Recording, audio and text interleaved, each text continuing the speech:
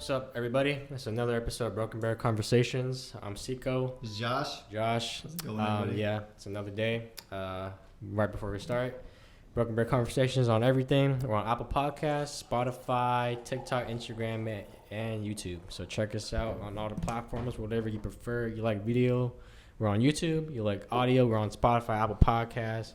If you just want little short clips, TikTok and Instagram, whatever suits you. All right. And if you're wondering why I'm holding my mic, it's because in the last video, my mic stand just fell off the table. I don't really want to set it up again because I think it's going to happen again. So I'm just holding it. But I kind of like holding it. I feel like a news broadcaster or something. But yeah, that's our second episode today. We were kind of talking about some stuff off camera. I kind of forgot. You forgot too? Okay, that's funny. All right, whatever. We just talk about another topic then. We were talking about like Joe Rogan, I think something like DT, but something else before that. Yeah, I completely forgot. But I do remember, though, that you were showing me some Jim Carrey stuff. And that kind of reminded me of this, though. Because I love watching like interviews and stuff. And I watched a little interview with Jim Carrey. And it was kind of interesting what he said. Because he was talking about how when it comes to like, you know, pursuing a passion or trying to, you know, just to like take a risk and do something different instead of like the traditional path of like school or having an office job or whatever, right? And he was talking about how, yeah, you could, instead of doing something risky like that, you could do the safe route and just get a regular job, right? And that's what his dad did. His dad did the safe route. His dad had passions, you know, like he wanted to do comedy and go that route that Jim Carrey did, but he never did. He didn't want to take the risk, so he did the safe route of working an office job or whatever he worked at, insurance, you know, whatever it is. Okay, sorry. And yeah, his dad did the safe route, got a nice job, right? Worked that job for like, you know, a good years, you know, maybe 20 years, whatever, a good career. And then 20 years later, he gets laid off, right? And now his dad's struggling, trying to find work, you know, and he has Jim Carrey as a son, and his son's seeing this, you know. So Jim Carrey grew up seeing his dad struggle. Even though he did everything right, he went down the safe path and got a good job, you know, only to get laid off. And the lesson there that he learned was just any path you take is not guaranteed, you know. It's not, no. So he took that and he's like, okay, if it's not guaranteed to have this cushiony, safe job, Jim Carrey thought to himself, I might as well take a risk and pursue my passion and do what I want to do, you know. Because even if you do the safe route, it's not guaranteed. You could still get laid off, or it could not work out, or, you know, life's crazy. There's a lot of variables. You never know what might happen. And now look at where Jim Carrey's at now, you know? He took the risk, and now he's very successful. It's why it's important. Like, I mean, I'm guilty of not taking risk. I think a lot of people can fall in that trap. It's life can beat you down, you know? It's easy to fall into everything, especially when responsibilities, you know, they take, you know, precedence over everything else. That's how life kind of is. That's how it should be. You know, if you end up, you still don't have to always get rid of your dreams or have them die, but sometimes dreams do need to die, and then something else will get reborn from the ashes. It'll be a different dream. It'll be adjusted. But I know, don't worry, it's not good to settle, and people tend to settle in life. Is what we do.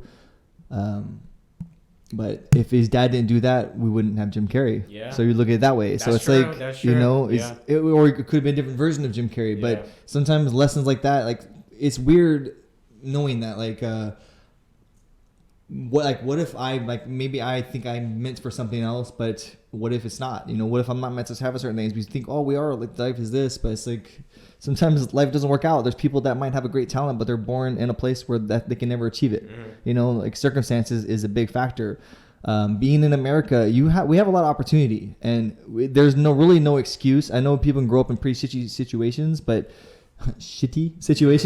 it's we have opportunities here, and that's one thing I am thankful for. So it's like especially now in the internet age, there is nothing that should stop you besides you or your own obstacle. And if that's all it is, we can achieve a lot. And with information that's accessible at such an easy rate, I mean, I don't think it matters where you live now. I really don't. Especially if you can work from home now, you know, like you can live in Texas and work at an office job remotely, just through Zoom or whatever. Well, look at the stuff at our current job. That's what I'm saying. Yeah, look at our current job. Like, we don't work at the best of a place, but it's something in the meantime. But I don't look at it as like, this is where I'm going to live, to be at forever. Yeah. But it's something that we unfortunately have to have some form of income coming in if we can't, make it on our own desire type way, our own passion. Yeah. But I think a lot of people fall in the trap of getting like that, and then sometimes life can throw you some loops and you might end up getting stuck, and that's one of my biggest fears. But and I look at life differently, and I'm like, oh, I don't ever want that to happen. And we were talking about something earlier where this guy was a book writer, and he wrote that was his dream to be like a #1 bestselling writer, and that happened. And then he's like, now what? Now what do I do? It's the same thing. So I've learned, and maybe this is also with aphasia, it helps me being made easier for this, is I just try to enjoy life in small moments. Like money can help things for sure, but don't chase after it all your life and you waste everything else. If you put everything else on the back burner, you're gonna miss it. It's great to find that, but also don't forget to live and enjoy life. Some people are always stuck in this survival mode that they don't live life, and I've been guilty of doing that. I'm always, even me, like I'm always trying to find things to do in time. Like, it's always like trying to conserve my time. Like when I use it, I'm trying to use it valuably. I don't want to just waste it. Yeah. But sometimes just taking a pause, you don't always have to be like constructive everything, but like using time for all this valuable stuff. It can sometimes just having fun time with a loved one. That could be good, That's true. I always have this thing, like even if I'm watching something, I also have to be working on something, learning something, doing something. That's me, but I also have ADHD. Yeah. But then I started taking a pause, like even if it's something that's going on that I don't really enjoy, what's like either it's TV or hanging out with a loved one, I don't really want to do that right now. But sometimes just because it's something that I'm doing, it may feel important. Yeah. But whatever's going right now, even if it's playing with my cat. Yeah. Like they're an animal, and that might be one of their favorite fucking things in the world. Yeah. It's like that little action that little effort that it takes for you means a lot more to them. Yeah, it's like even small things in life, just doing like these small little steps, like just greeting someone, saying hello. These small things, like hey, like how are you doing? Like if you genuinely mean it, just going out and just doing these small little things, it can be such a big effect. And I think we tend to focus on this one goal that we want to chase after, that we kind of put everything else like until we achieve our goal. I'm guilty of that too, honestly, because like I like to invest, crypto and stuff, and sometimes I think I'm a little frugal, like too frugal, or like too stingy or cheap. Yeah. Because like sometimes my girlfriend wants to go out and get some food. Yeah. But sometimes, of course, I'm going to do it. But I have this kind of thing in my head where I'm like, fuck, that money that we spend on this meal, I could invest it in this, and grow into this. Hey, dude, but sometimes I'm like, yeah, the money's nice, but money's not everything. Sometimes just having this little dinner date with her means a lot more than whatever money I can make off of that, Well, the one thing I fall into is, and this could have been how I was raised, which we talked about in our previous podcast, of things that can affect trauma and stuff like that. Yeah. I tend to look at human relationships, as transactional. I fall into that trap. Out of it. Yeah, not intentionally. Like usually, like if someone are helping, like if they're giving something, I try to at least give back. Like so, it's kind of mutual. We're like I'm gaining something, they're gaining something. It's not just like me. I'm only gaining something. I want it to be an equivalent exchange. Back to Full Alchemist. Yeah. I always looked at things. It's hard for me not to. Even in my current marriage, I that's probably the one relationship where I don't view as transactional, because we're one now. There's not. It's like. And it's weird. People think it's odd. Like someone was asking Ashley, like if we do we split our rent and stuff like that. It's like, no, our money's our money. Like it's all together. Like we are all one. Like that's what's different. It's like the only way I know how to make marriage work. It's like sort of like the Christian view is we have to be one together. And I'm thankful the tool that I did develop as a kid was honesty. I'll be blunt as possible. It doesn't bother me. But I also learn how to lie being honest. Yeah. So you gotta like cushion it sometimes, Yeah. Like sometimes it's too direct and it might offend somebody. And you can still lie with the truth. You don't have to, just because it might be true, you don't be like, my brother got these like new teeth put in. Yeah. As soon as I saw him, I'm like, oh man, your teeth look like chiclets. See, I didn't have to be that. I don't have to be honest. They didn't ask my opinion to tell them. It's like, what do you think of my teeth? I could be honest and be blunt like that, or like, oh yeah, they look nice and white. Whatever. I don't know whatever I want to say. I don't gotta be a dick. Yeah, I mean, really white lies. They do look nice and they are white, but they also just happen to look like all the same size and look like chiclets. It's like, do I have to say this? Yeah. Is it necessary? You don't have to be a Simon Cowell to everybody. But it's like those small things in life. I guess you gotta pay attention to and try to work on. But it's just it's weird. It's weird to think of all the things that we do in our world, and the small things can go so big. Like the small little things can have such a big impact. I don't think of that stuff like that. It's like, oh, it's like we're talking about ripples. Like, oh, hey, boom, I just made a ripple. Didn't think of where it went. You know, I was just doing my own thing. But that's where it's like being hyper aware and trying to just be conscious of what you're doing. And I think it helps a lot. But we just tend to focus on, as our culture, we tend to focus on just chasing after what we want and how we want to get there, and we tend to put everything else and burn people and you know. Shit, you know, that's the whole. A lot of people think in order to reach the top, you got to step on a bunch of people, you know. But I think you can reach the top being a good person. It's harder. It's hard, but it's possible. I mean, they do say nice guys finish last, and I'm guilty of that. I've been trying to be a nice person, but it's like you can finish last, but it also depends. Like, you can be nice to a point. You don't have to be nice where you get stepped on. You know, you can still be nice, but you don't get stepped on. So that's the difference. People think you have to be nice all the time. It's like, no, just be nice. Just say what you can still say something that might be what people say is mean, but do it with love. Yeah. Like, you could still say no. It's okay. You know, it's okay to say no. I think a lot of things, when it comes to like speaking, it's not about what you say, it's about how you say it, you know. It's true, because you can say something that's kind of mean, but if you can like word it in a nicer way, you can deliver it in a nicer package, it's received better. And that's the filter. It's like the same thing when people write. You might write a first draft, but you're going to rewrite it. You got to you know, to say it how you want to say it. And I'm guilty. I just tend to talk. I'm like, oh shit, I need to start. Let me think for a second. Yeah. Take a step back. I'm like, what do I want to say to this person? Yeah. And that's always, of course, the better approach. I know. I have a problem with that, where sometimes I talk too fast. I don't really think about what I'm saying, or not even what I'm saying, but how they might receive it. They might receive it in a different way than what I intend. And that's the thing is because we can only judge from our perspective. Yeah.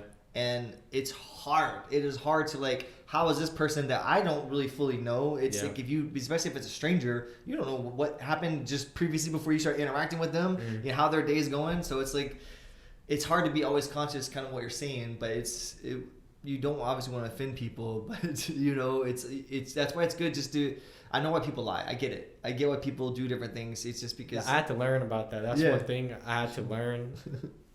It's like I'm kind of learning how to become a human, you know? No, that's it. It's like I kind of sometimes feel like an alien or like a robot or an outsider to the human race. And I'm like observing them and how I'm like, okay. I don't think you're alone in that, man. I'm like, this is how you're supposed to act. I gotta adjust how I act. Yeah. And then try it out. And if it don't work, we come back, and replan, and then keep adjusting until you find out how to become a human. Well, it's like because we're and so that's why different. Sometimes I think I'm autistic. Yeah, no, I really feel like a lot of us kind of are. Yeah. Because it just how it's like, man, I know I'm awkward. I've done awkward things, and I don't know why I do it, and I'm like, am I fucking autistic? Can I give an example of a situation that happened to me recently? Yeah. At work, right? During that company party thing. Oh yeah. I remember I got my plate of food. I'm like, where do I sit? Right. I couldn't find an open table. Yeah, but for one, you normally never go out eating anywhere like that. Yeah. So that's new to you. Yeah. So so context a little bit. Yeah. I mean, the previous time that we did that before you went, I've never seen you out there and eat anything. I mean, that was probably like my fourth time. Okay. I've been there like 3 times. The other 3 times it went well, you know, but just this fourth time. I was like, shit, where do I sit? Couldn't find a table, so I just went to an empty one, but this one ended up being like kind of far away from everybody. I just sat there. I'm like, fuck, I gotta commit to my decision. I've never seen you by yourself on this little table. I was gonna sit by you. I'm like, fuck, I already committed to my decision, and then I'm like, I don't know what to do, so I just looked at my phone the whole time. I'm like, okay, I'm just stuck here for the whole hour, you know, and then that's pretty much what happened. Yeah. That's the whole process. No, I mean, I get that, and it's like most of that say it was just in your head. You look normal. You're just chilling. Okay, that's how you look from my angle. Anyway, I usually. I don't like being out and open where they can just see me, so I tend to sit in the kitchen area. I hated that seat. I'm like, fuck, but I already made my decision. Yeah, I can't get up. I know. I end up getting up walking around. I try to walk around the back way, but it's like people notice. I'm like, God damn it. Yeah. Usually I'll just write something while I'm taking notes, but I'm just drawing. Just writing in my journal thing at work. Yeah. But it's it's always a little awkward, especially if you're not used to going there. And that's what I mean when it comes to like learning how to be human. Because I gotta know how to navigate these like social situations, you know. Well, I don't want to come off as like an asshole or anything, you know. I think, yeah. I mean, I don't think you give that vibe. Okay, good. Don't forget, there's always a vibe associated with it. So it's like you could say something that might be perceived as an asshole, but then a vibe behind it may not fit it. Well, I agree. I think, but the thing that happens to me, I've been told this a lot, is that I kind of have a little bit of an RBF. So that's why. RBF, what does that mean? Resting bitch face. Oh, resting bitch face, yeah. Yeah, or maybe like I look not approachable. You know what I mean? I don't think you look. I don't think you have a resting bitch face. I've been told, because maybe it doesn't look like that to you. Yeah. But I've been told by a good couple people that I do. Yeah, you have maybe just a sternness. Yeah. You look serious. Yeah, I wouldn't call it you look like you're an asshole. You just look like you either are maybe sad, down, maybe, or you're just you're thinking about something. I've been told that a lot. And and it is true because my mind's always running, so I'm always thinking about stuff. A bitch face would just tell me you're mad at me about something. Like my brother has that face. He'll just be sitting at a bar and this guy's like, "Hey, fuck you," and he's like, he did nothing. He's just sitting there drinking just because he looks like he's mad about something. And the guy just thinks like, "Why is he judging me?" You know, and then he's just chilling, just thinking about nothing. And I don't think that you don't give that kind of you don't give like dude, you being a dick. Okay. Well, maybe not. Maybe that's not the best word to categorize it, but I've been told sometimes that a thing might happen. Like, for example, I was eating over here in Seattle at Boiling Point. Anybody in Seattle, you know about Boiling Point? It's like some hot pot type stuff. Oh, wait, I do know about that. And then, like, one of the servers bumped the table, and then I was with my best friend, and then when the server bumped the table, I, like, looked at them, you know, just not any bad intent, just looking at them to, like, acknowledge what just happened, you know? And then the server immediately was like, "Oh, sorry," right? And then they left, and then my best friend was laughing. I'm like, "What's so funny?" And then he said, "It looked like I wanted to fight the guy or something, you know." But the whole time, I'm just chilling, you know. But I've had those moments. No, I get that. Okay, you know? So then even at work, for example, with the dryer, we had that situation where it was like, for context, at work we have this huge dryer that dries shirts. We print shirts and stuff. And the shirts are wet, so we run it through the dryer to dry it. And then the dryer that we have at work was having issues with the temperature, and it would start ringing this loud beeping noise whenever the flame would go off. And whenever the beeping would happen, my coworker told me that I look mad, but I'm not. But they would like laugh, be like, "You look mad," you know. So it does. Are you thinking? Maybe. Yeah, no, because like sometimes I'll be sitting there and like Ashley will be saying something and it's usually what I'm trying to understand because I can't, visualize. So if she's describing something I'm trying to understand, I'm thinking. Maybe. And my face looks like I'm pissed off. I was like, I'm just trying to understand. It's like my thinking face. I don't know what it looks like. I'm like, take a picture of it so I know. It must look pissed or angry. It's just me trying to like really concentrate. And, but it's pretty strange. I honestly believe it could be a factor of how your face looks and you're quiet, but also people, their own insecurities are a big factor, and they're coming in that and it looks like that just by you then. I don't think it's any insecurities thing. You don't think so? Because there's been multiple people that have told me. So I just assume everyone has insecurities. Everybody does. When I looked at you, I was like, I've never got that vibe. But I also, not to offend you, but also sometimes you do have trouble. Oh, I do, 100%. Social cues and like understanding things. 100%. So maybe you just look at me. Maybe we can have a room people that look at me.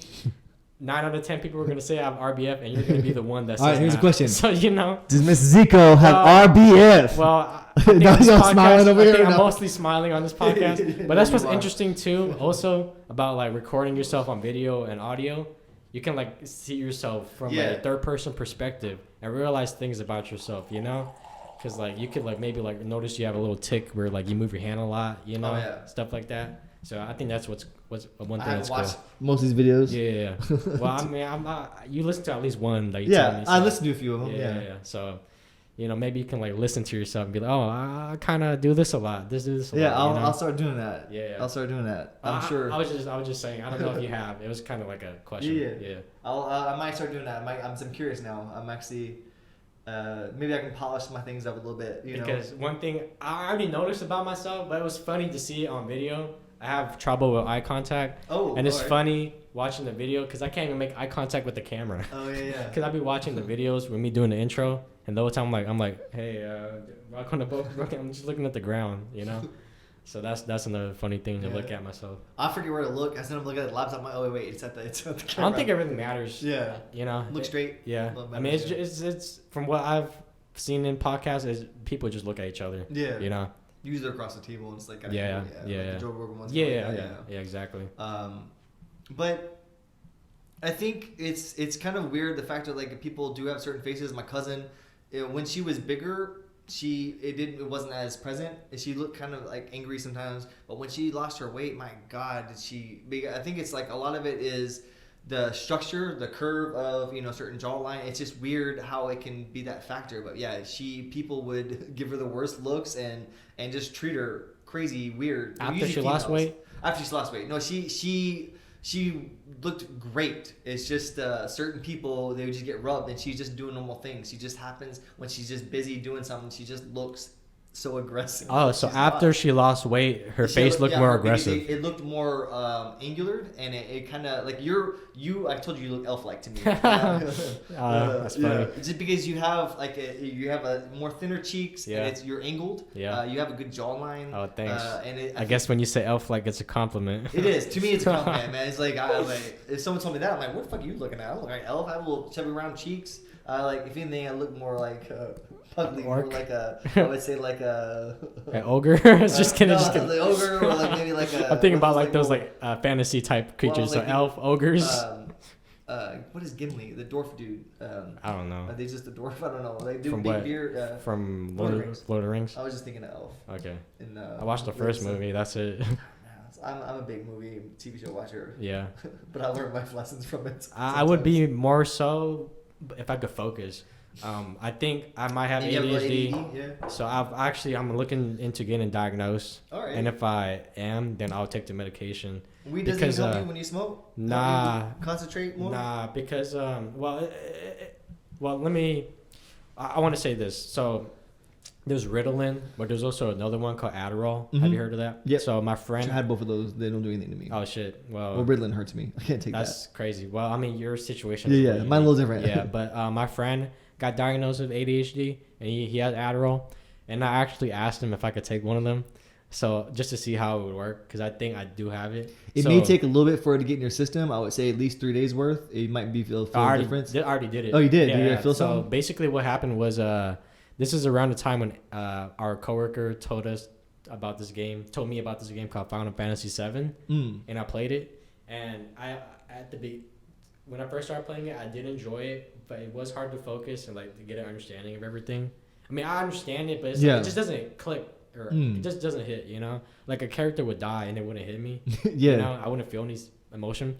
But I don't know if that's an ADHD thing, but I took my friends. Well, the thing is usually in the past I do feel emotion. For some reason now it's hard for it to fully hit. Yeah, you weren't fully involved in the game. Exactly. Probably. Yeah, exactly. That's why the story. Yeah, because I'm distracted or whatever. Yeah. But I took my friend's Adderall. I took one.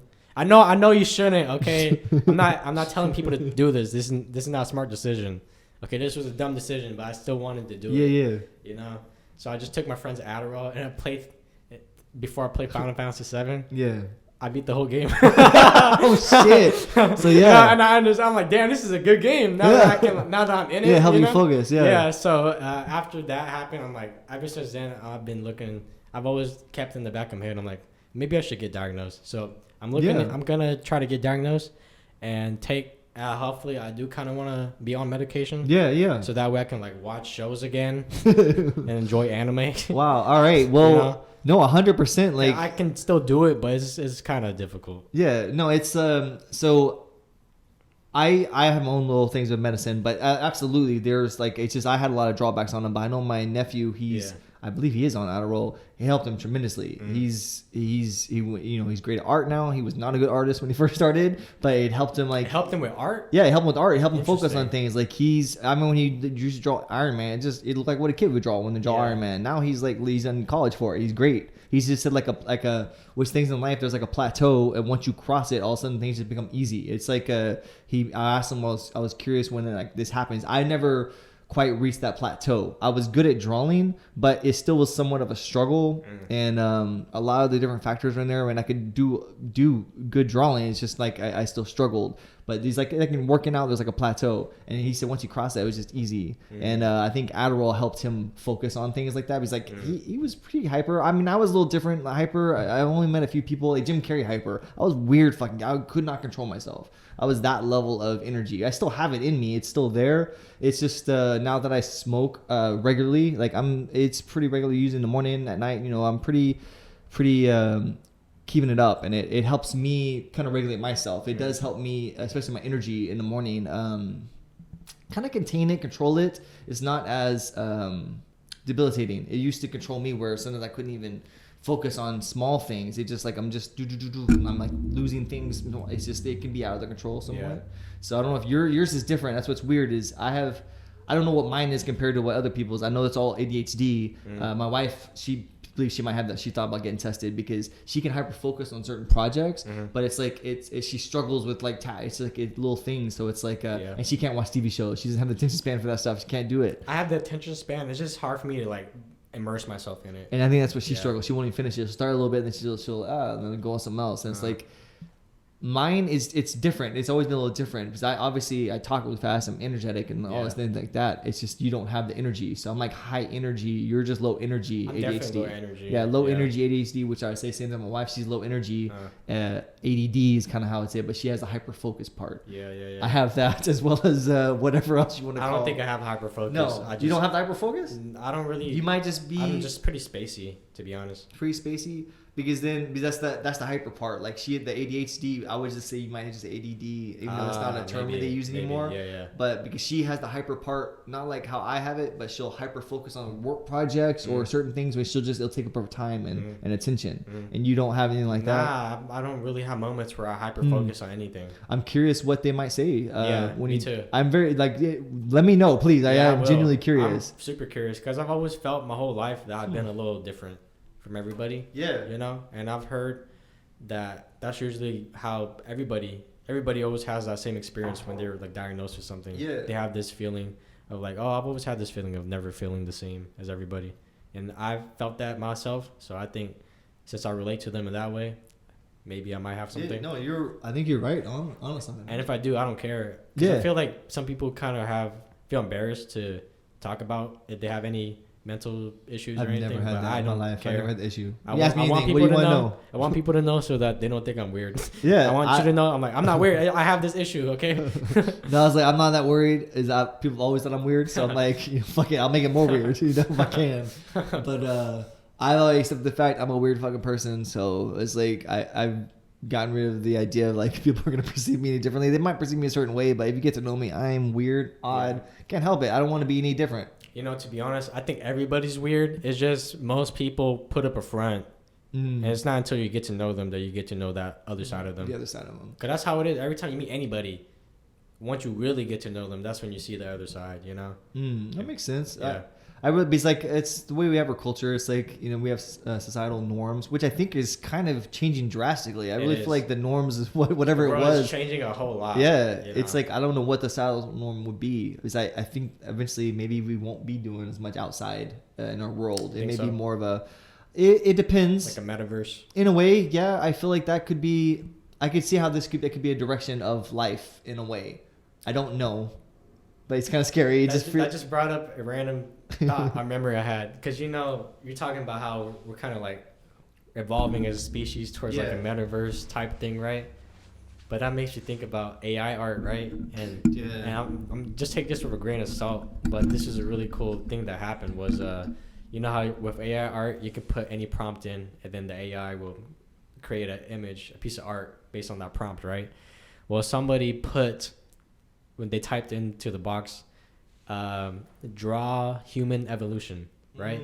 And it was really interesting what they made because it was kind of like a GIF, like a compilation time-lapse image. It wasn't just like a still image. It started off with like monkeys and it slowly evolved into like cavemen, into like humans in like the Renaissance era, and then into like the industrial era, and then to the modern era with like phones and stuff, right?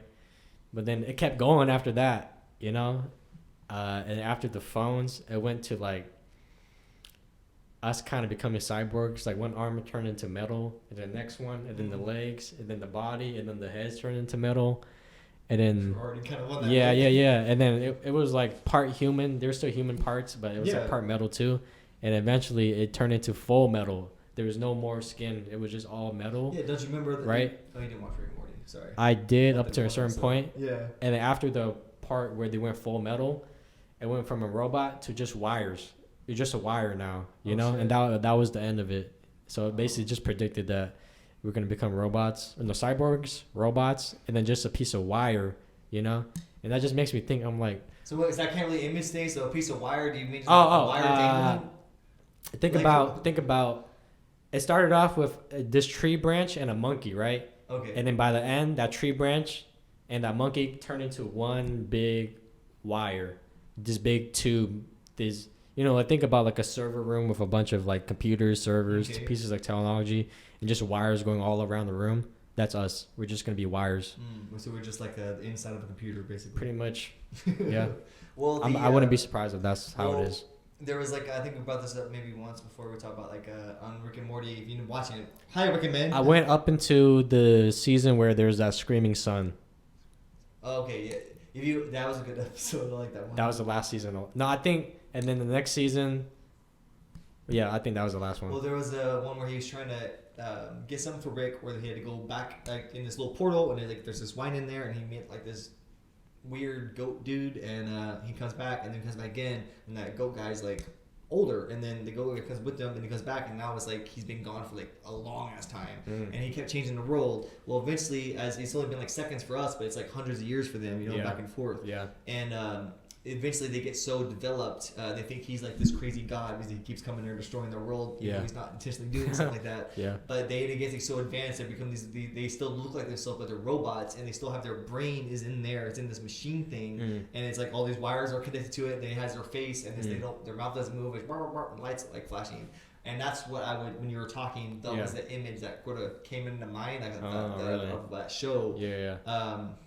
And I was like, I thought that was funny because that's what they explained. They're not the only one either. Shit. There's multiple people see how that is a possibility for our future. I mean, if you look at where we're headed, that's got to be where it's headed. Well, if there's a way to download your personality on a computer, which I'm pretty sure that is a possibility nowadays, where like it may respond just based off all your normal responses. Yeah. It may be able to predict what you might say next. If you look at humans as patterns, most of us do fall. Especially if we ever have a conversation with like a psychiatrist, stuff like that. They can lump us into certain patterns. And I didn't really pay much attention to this till my sister-in-law was able to predict my brother's behavior, who was diagnosed as a narcopath, narcissistic personality disorder with psychopathic tendencies is how he was diagnosed. And she was able to predict, just based off what the psychiatrist was explaining, he will fall into these little patterns, and she literally said the next thing he's gonna do is this, and then not even 3-4 months later he did the same shit. That's crazy. I'm like, whoa, and he'll just do the same thing, and it's like in his pattern was over a 4-year period.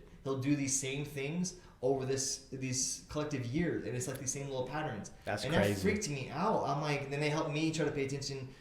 Do I have these? And I did. I had lots of different patterns, and it's like trying to be aware of that stuff. It's weird, and it's like if you end up thinking like I don't know much about astrology, but it does seem like certain people like Aries, because I've met other people that are similar to me, they're Aries, and they weren't too different. They feel like we're the same person. It freaked me out for a second because they were very similar to me. They had impulses, they would react and do things, and I'm like, yeah, the zodiac stuff. To this shit? The zodiac stuff does kind of make sense sometimes because I'm a Pisces, and I've read some of the Pisces stuff, and it does fit me. But it's also interesting how you just told me you're Aries. Not only just fit you, but I also meet people that are similar, and y'all are almost like similar people. Yes. But you said you're Aries, right? Yeah. Well, I would say I'm in betweener because I technically supposed to be born on. I was supposed to be born on like April 1st. Mm-hmm. I was born on March 25th. So I could have been like a Pisces just a couple of days before. So it's like I call that an in-betweener age. Oh shit. Where you get bits of both. I don't know if that's true because I feel the same thing. Millennials, if you're born millennial and a Gen Zer, and that separation, you get bits of both. There's like a prime stage, and then there's like if you get in between both, you're gonna get you're gonna get both of them. So you're not a millennial. You're not. I would say you lump in that. You're not a millennial or a Gen Zer. Yeah. You're an in-betweener. Yeah. And that's a different stage. I think everything's not 100% this. Everything has. It's not, it's 100. Well, unless you're like if you're born in the prime part of when Aries is supposed to be or Pisces is, I feel like you're gonna get more of the personality traits of that. That's why you might feel like you might get some of different things. I don't know. It's just a theory. I don't know if it's true. But I've met a lot of people. It makes me help me develop this. I mean, it could be similar. But that's cool that we actually have the same birthday month. You said March, but it's also interesting. What day in March? 4th. Oh, very beginning. Yeah, so Pisces is the beginning of March, but I'm a Pisces since I'm beginning of March. You're an Aries because you're the end of March, but it's crazy how I know one thing about Aries is that they are balanced people. And you always talk about balance, Isn't that interesting? Well, I didn't know that they're balanced people. I think, from what I heard, I could be wrong. The only reason I would say it's a little different. My cousin, she's an Aries, but she was born in April, and she's pretty similar in some ways. There is a fire to a lot of Aries that I've encountered. Are they a fire sign? Do you know? Yeah, that? We are a fire sign. Okay, yeah. I'm a water. Yeah, well, that's pretty cool. Yeah, it's forgot Pisces are that. I don't know what. I guess I wish I knew more. About it makes sense because I do feel like I'm more chill water, and I feel like you're more energetic. I've been told several times that I can come off a little intense, and it's usually I get especially if it's someone I'm talking about, I'm passionate about. I can make people like I've talked to people and I made them think, I gotta go to the restroom. They gotta take a shit because I was like too intense. Not intensely. I was what just. The hell? Yeah, it's like as I'm gotta take a shit. That was too intense. I never heard of that. It's like I gotta take a shit now. Like I'll be talking to them and they're like, I'm working them up. And they feel like they get anxiety. Like I was like, I don't mean to. I was just so excited about it. Damn, I never had that with you. I don't know. No, it's usually you catch me in like I'm usually pretty chill mood, but because you are intense. But I wouldn't say that it makes me want to shit. I guess it depends on like how you handle intensity. Certain people, if they're not used to it or not prepared for it, they're like, oh shit, and then their stomach probably starts. I don't know what. I'm a pretty like chill person. Like if a tense person comes to me, it doesn't really like vibe off to me. I still stay chill. So I think you're honed. You're a honed chill. If that makes sense. Like you've been this like I've cultivated version for you've been in it for so long. You got it down. I'm like zen. I'm trying to work on being more chill. So that's the balance I gotta find. I feel like I've slowly worked at it, but it's like I've been so high of this version of it. My lowness, only time it's ever happened when I lost my voice. When I lost my voice, I can't do shit. But you can't even talk.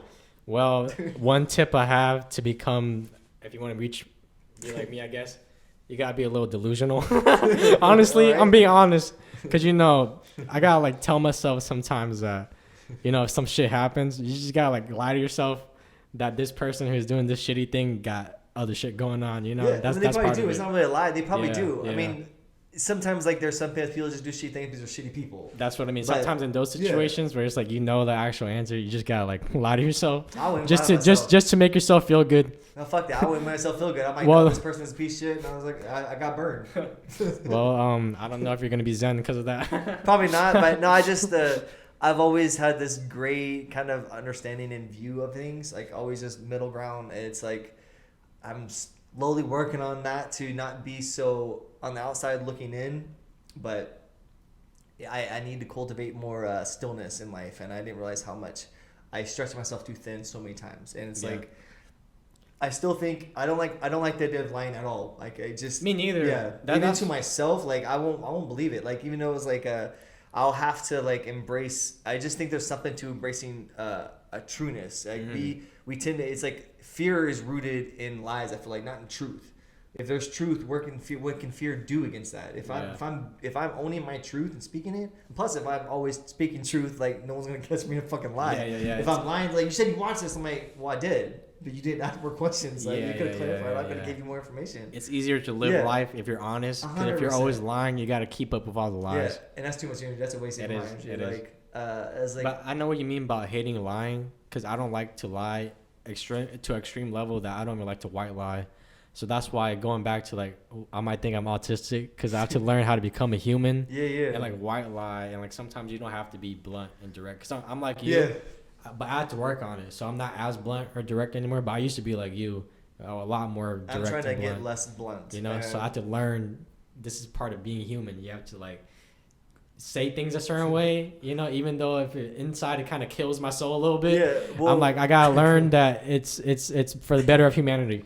No, that makes sense. I mean, there's like, I was bluntness to a fault in some ways, where like I'll be like in conversations, and if I don't feel like talking to somebody, I'm like, hey, I'm done talking, and I just leave. That's just rude, man. I know it is rude, but it's like I don't feel like wasting my time. It's like I got shit I gotta do. It's like I know you seem to be enjoying this, but it's like I don't feel like talking to you anymore. I thought you seem interesting, you don't. I don't say these words in my head. I'm thinking this, and I'm like, sometimes I'll walk off. I'll just leave, or I'm like, I can say an excuse. Oh, I go to the restroom. No, I'm not going to the restroom. I won't say that. So I'll just be like, hey, I think I'm done talking, and then I'll just leave. Yeah. If they don't like it, whatever. I'm not. They at least even if I don't know them, they at least if they want to know why I'm done talking, I'll be glad to say it's like, I'm not enjoying this conversation. Yeah. And if I don't feel like, and they keep asking questions, then I'll just walk off. Yeah. But it's just, I think it's easier. I really feel like people are owed that, because I know with people, if that happened to me and people weren't honest, I'll develop insecurities. I want to know what the fuck's going on. And I was like, I don't like, so I'd rather let them know. You don't have to think. I'll tell you exactly what's going on. Yeah.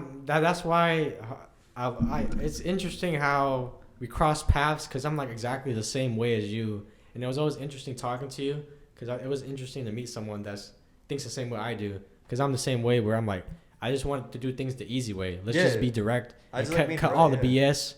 Cut all this like humans, what we do with like being kind of nice. People are like pussyfoot around. That's my term, but you know what I mean? They like to just kind of like, I just cut through it and just say it, Cut the middleman out. But then I have to learn. I'm like, this is not how people operate. No, but you can do it differently. I agree. I've learned that too. Like, I can still be honest, because I don't want to accept the fact okay, I'll just do this so I get out of the situation. No, I can still be honest. Yeah. And you still hold to that truth. But be more conscious about how I'm being honest. Yeah. And I'm guilty of not being as conscious, and I'll do something like, shit. Now, if I hurt their feelings, I might own up to it. I'm like, hey, I'm sorry if I said that. And sometimes I'll do that, sometimes I won't. Yeah. But I want to try to be more. I can still be honest with somebody, but I don't want to hurt their feelings. And it's not my responsibility if their feelings got hurt. That's not on me, unless I was purposely being an asshole. If I was trying to be honest and being thoughtful when I'm saying that, and their feelings still got hurt. Hey, man, I'm doing my best. That was the best I can do. If your feelings got hurt, work on your shit. So figure out why it's hurting you. I mean, the way I look at it is like, some people just can't take jokes. I don't think anything is wrong with that. It's just, I'm just a jokey type. I look at it, I'm just a jokey type person. That's my personality. But I also understand that not everybody's like this. And it's not fair for me to put my standards on this person as well. Yeah. So that's why I learned, okay, sometimes some people, you don't joke around them, and I apply that to everything in life, not even just jokes, but like, if I talk a certain way to this person, maybe this person might not like it. So it's kind of like, that's what's good. That word? When you like, code switch. It's a little bit of code switching a little bit, I never heard that word. Yeah, code switching is used more so when it comes to like talking to people of different races. Because like, for example, you have a person that might talk to like, like a white person, and they might talk more proper. But then a black person walks into the room and they start putting more slang. That's code switching. Yeah. That's kind of more extreme. But I apply that to like in general life. I learned that different people, you got to talk different ways. Because to me, I always thought about, I'm always talk the same exact way to everybody else, because that's just how I am. I'm just a direct person. But I learned that, people might not like that, and that's okay. You know, it's just, everybody's just living life. Some person might not want to deal with this today, and that's okay, So that's one thing I had to like realize. I just learning how to become a human, No. Like I started trying to do stuff like that. I wouldn't have. I don't want to change. Like, I caught myself sometimes doing that, where I'll be the people that I kind of know. I'll get more. I'll throw more, not slang stuff like that, kind of in there. But I got to a point where I don't think I want to alter that. I'll still be this version of myself where it's this. Like sometimes I'm guilty. Like I'll be more hyper. Sorry for the mic. And I'll be more extroverted. And sometimes I don't want to do that. I'm just doing that. I don't know why. It's like a thing I start kind of pursuing. What do you mean? Like you don't know why? Like what are you doing exactly? Like sometimes like in public, I can be hyper and loud and doing things like that and trying to. Sometimes I'll say stuff that's awkward or weird. Sometimes like I don't feel that energy, but I'll be that energy. Yeah. Just because I'm a natural hyper person, and it's easy for me to fall into that that kind of personality version, but I'm not always usually feeling that, Mm-hmm. you know? Mm-hmm. Even Aaron, like, he saw me, he's like, oh, I'm all jolly and stuff like that. I'm not usually jolly. I'm usually, my main core is pretty melancholy for the most part. Really? But outwardly, most people say that. Now, I've fucked up for probably for life, unfortunately, due to my trauma. I think that's everybody. But yeah, and I agree. It's just learning how to live with it. But outwardly, I don't want to be like that. I don't want people. Like, you can ask me a question. I'll be blunt with you, but I don't want to have like a. I don't want it to just because I might be a certain way, always be that way. And it's like in public, I'll tend to be more, not intentionally as if I might feel sad, but I'll be more extroverted and to make up for it. Not just to make up for it, just because like I am happy. Like there's moments where I'll be happy, but like if I really be still with myself, no, I'm not happy. Obviously, I'm not. I'm not gonna. I don't know if I ever truly can be until like I probably go through proper therapy and stuff like that. But that's got years, you know. Yeah. But for the most part, like, you know, being at work, I'll be hyper. Like you see me at work sometimes when I was there. Like if I was quiet, that's usually if I'm there. But you'll see me wandering around, and I'll be extroverted doing stuff like that. I don't really care about doing stuff like that. Y'all need to be here right now? Oh, yeah. Josh, is it okay to come inside? We're doing a podcast. We're about to wrap up though in like the next couple minutes. Yeah, like 5 minutes. Sorry about that. My bad. We're in a public apartment in a public room, and sometimes people walk in. I think in our last session, a maid walked in. I'm gonna start putting note up podcast recording. Yeah. Or like. Yeah, we're at 45 minutes actually. So if you want to say your last thought.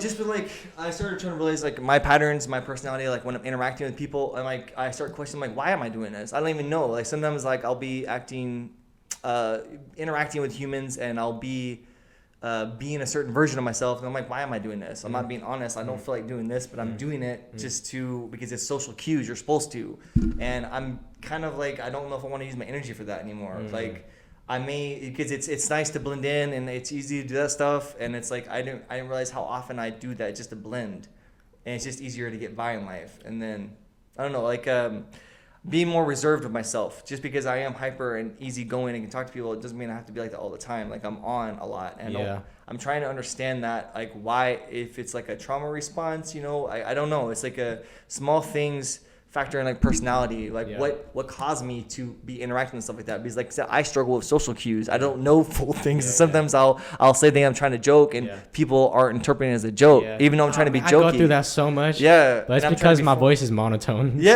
so I learned I gotta work on my tone in my voice. That's what I gotta figure out. Sometimes I'll say something, be joking, and then I'm like, oh fuck, I think that come off weird. Yeah. And that's where I'm just like, I don't need to always be like this. Maybe just around people that might, because I'm always this kind of version of myself in a lot of different places, but I don't think of how it might get interpreted, because people often thought I'm on drugs because I'm so hyper. And I have never done really any drugs until my 30s. The first time I smoked. That's funny. Yeah. And we always thought I was high. Because of course I hung around crowds that didn't help, that I was around people like that. Yeah. But my hyperness was such a different level that, like how Jim Carrey was, people like, oh, this guy's got to be on drugs. Yeah. You know, because why are you being this weird? Oh, yeah. But no, it's just because I'm hyper and I enjoy the energy, but there's sometimes there might be a time and place for it, you know? Yeah. I don't really think about that. Keyword right there, time and place. Yes, and that's what I've been trying to figure out. I've been trying to learn when is the place and how to control it. Like sometimes when I'm interacting, I don't always have to do it. It just comes out. It's in me, and it'll come out. But sometimes that can come off intense, and people are like, oh, and it rubs them the wrong way because what have they gone through? What are they doing? I don't need to always be this. Sometimes I might need to channel my inner Zico. You know,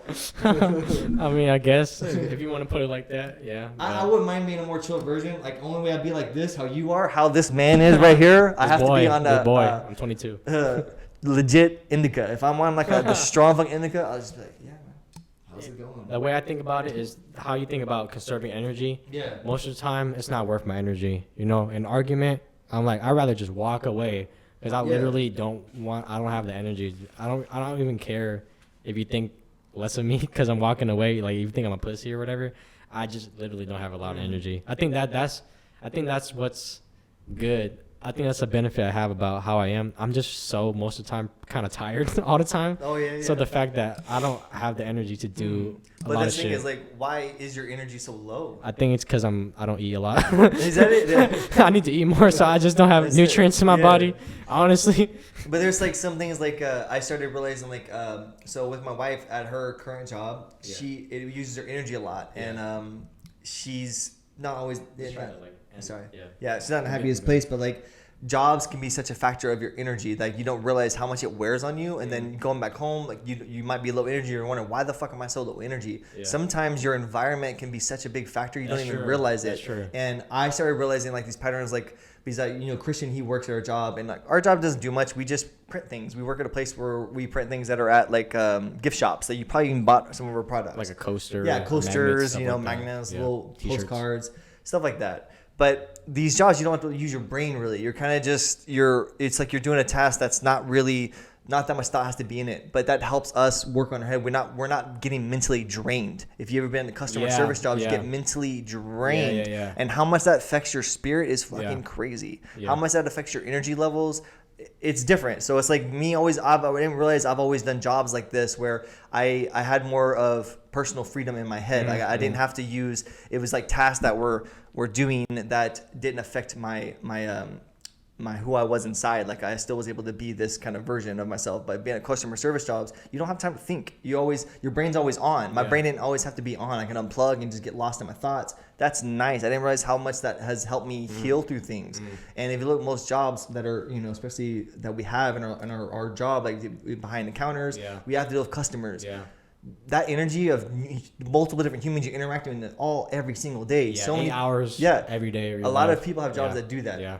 I'm fortunate enough that our jobs we don't. We have small. That's why I chose this job. Yes. Like, I wanted a job where I didn't have to deal with like customers or have too much demands on my mind. I think that's one of the biggest factors in helping you cultivate your energy. And I don't think a lot of us realize that and how much it gets used all these different ways. Definitely. And Ashley, my wife, is starting to realize that, and she's probably gonna quit her job if we can find another one. So even though she makes more money, it's just is this money that is nice? Is this worth the cost that it's doing to who you are? And that's the thing that she's trying to figure out and stuff like that. Dang, that's crazy how you put it like that, because we and your wife, we all worked in the same company, but it's interesting how it affects us both differently based on our positions, because our positions not really demanding mentally, but hers is, because she does like deal with customers and stuff. It's just, and it can drain you. And if you ever been around people that like even just interacting and they're just talking about stuff, just one person, I've had that. I usually don't get drained. I think it's because I'm more extroverted when I talk to people,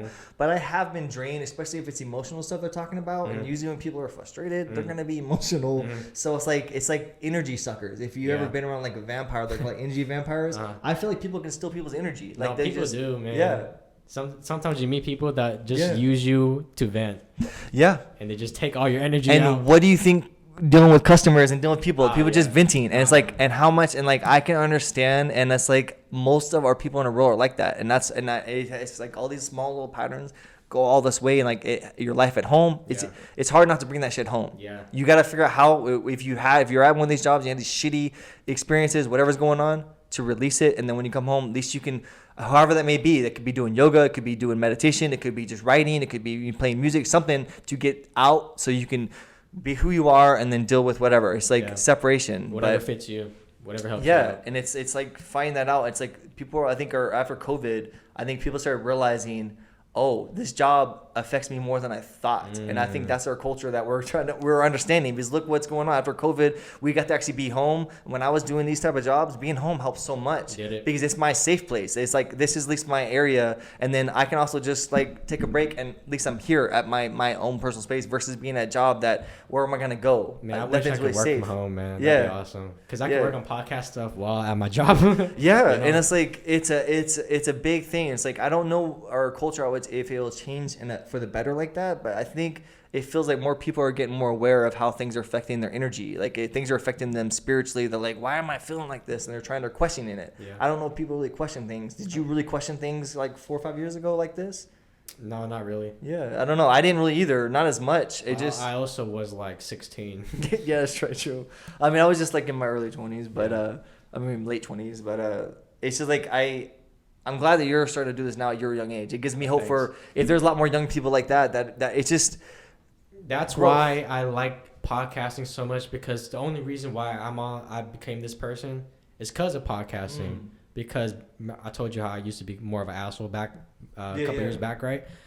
Explains your asshole face. It wasn't really most of the time. It was really indirect, because like going back to learning how to become human. A lot of the time I would be rude or assholey without realizing it. I didn't realize how it would come off. Going back to my tone and my voice, very monotone. Make a lot of jokes about kind of offensive stuff, but in a monotone voice, it sounds like I'm just speaking facts and it's just statements and not making a joke. I can make a joke that's like kind of dark, maybe about race or whatever. I'm just making a joke, but if I'm saying it in a monotone voice, it's gonna sound like I'm racist, and I'm just really mean what I'm saying. True. You know what I mean? It's a big factor. Tone was one thing that really was part of it. My face, and also being more antisocial and not as social and not talking to people.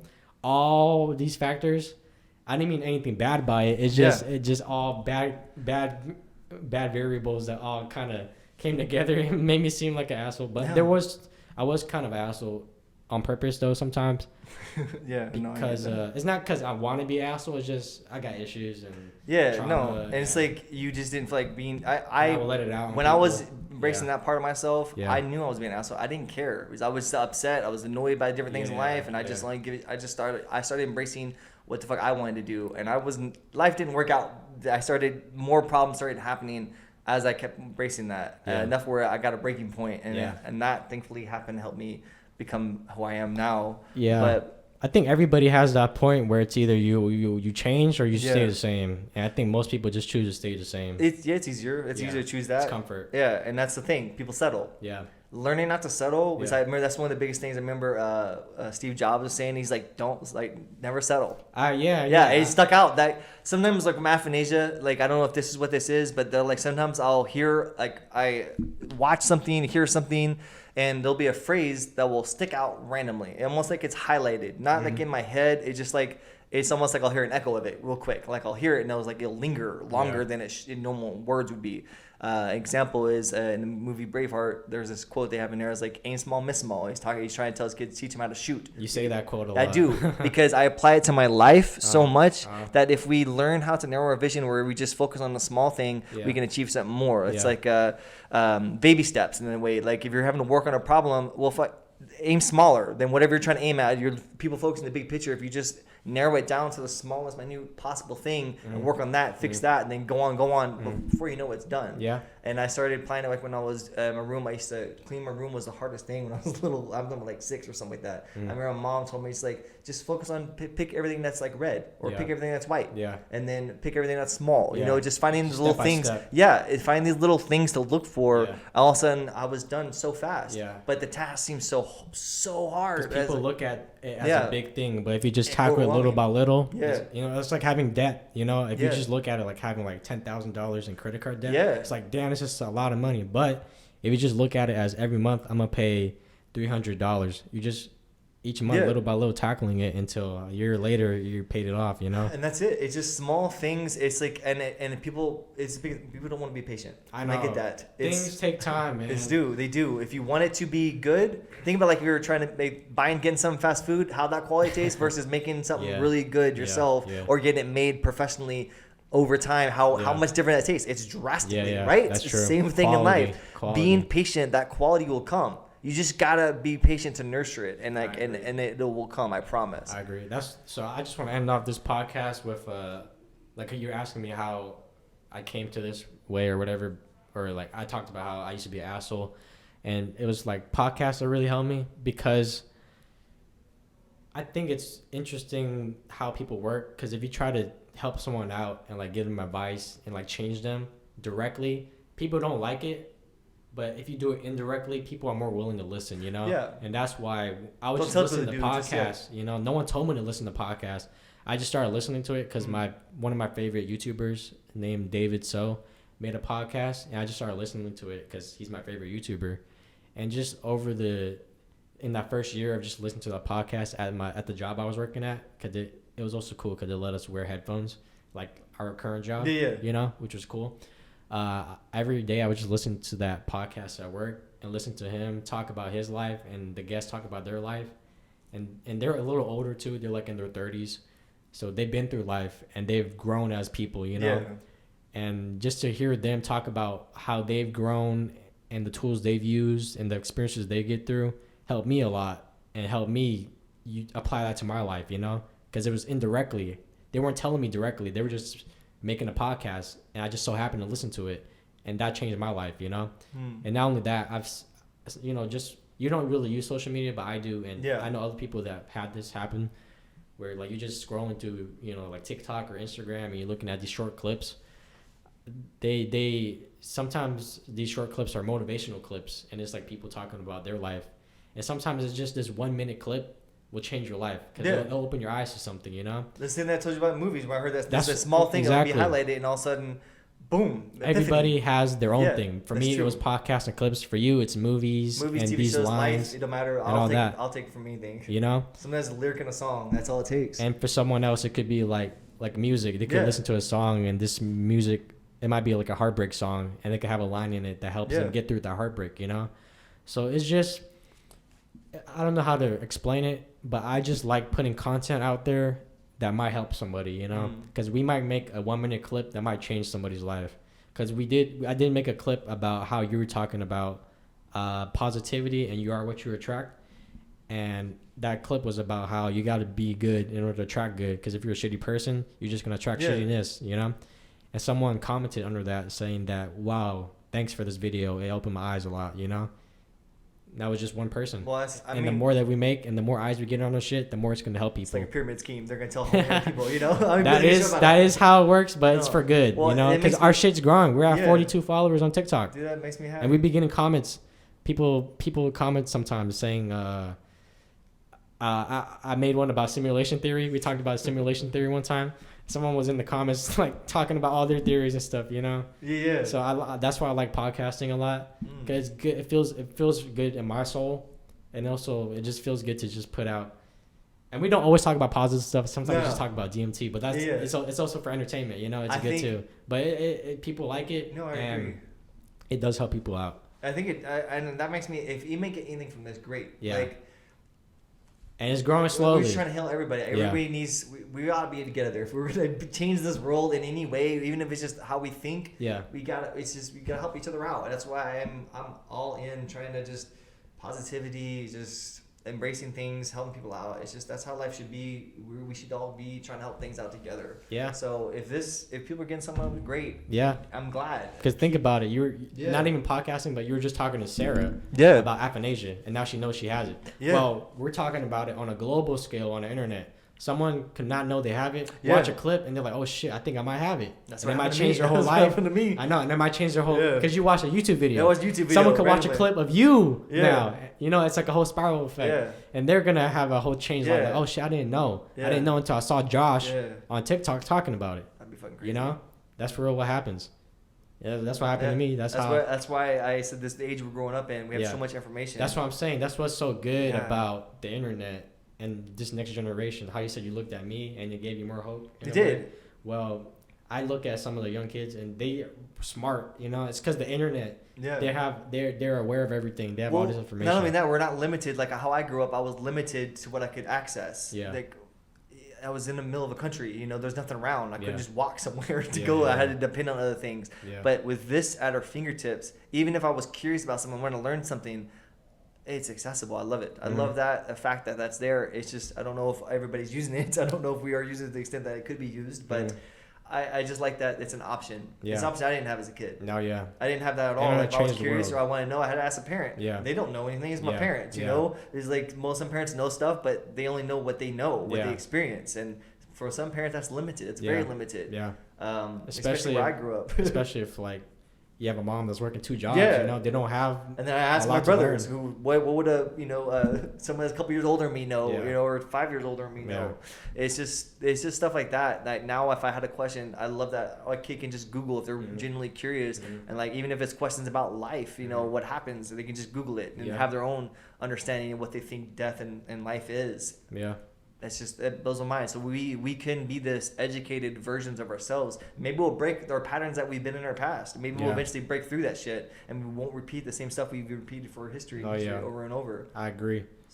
I think with the internet, it's possible. Yeah, it connected us. Of course, everything has its pros and cons. There's a lot of bad with the internet, 100%. But there's a lot of good. There okay, is. I don't think anything's perfect. Goods. Yeah, that's why I'm saying you gotta be kind of delusional. You do to be able to be like at peace. Because you gotta look at only the good and ignore the bad. Yeah, it's like I'm not gonna look at all the cancel culture, all the Kanye West rants. I'm gonna look at the good. Okay. And I do agree with that in some way. Like I think you still should look at the bad, but I know. But, I'm not 100% delusional. Well, I didn't want people to like. Yeah, no. Sorry. I didn't mean it like that. Yeah, I meant because we're on this. You gotta be realistic. But sometimes I think it's having the intention always to be good. An optimistic view is a positive, and that's what I'm still learning. It's hard. It's hard to have, especially if life can throw you things in front of you that can fuck you up. But having that optimistic view and just trying to cultivate that in life, you're gonna be better. It's just trying to learn that, and I'm still learning that. It's just hard not to deal with things a certain way, especially if you circumstances like in life you can't do anything else besides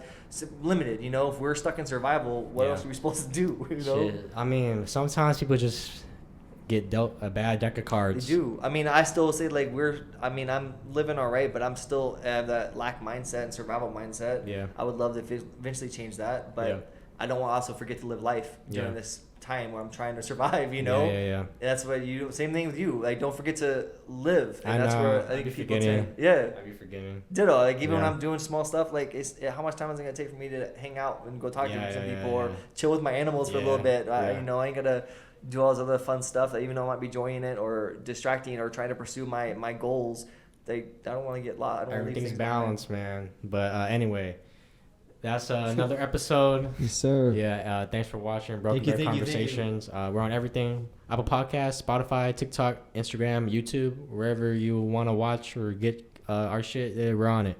I'm Seiko. And it's Josh. And what's your Instagram again? I have Instagram. If you're curious about some photography, there's like 6 pictures on there. It's poetry.and.lens. Eventually we'll update it. I promise. All right. Peace out. Peace out.